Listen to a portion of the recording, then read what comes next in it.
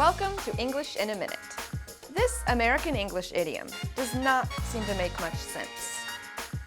Jump the gun. How can someone jump a gun? Let's listen. You can't begin the project yet. You're going to have to wait until the plan is thoroughly developed. Okay, I won't jump the gun, but it is difficult. I am ready to get started. Me too. If you jump the gun, it means you do something early or too soon. The saying comes from foot races. An official starts a race by firing a handgun. If a runner starts before the gun fires, we say he jumped the gun.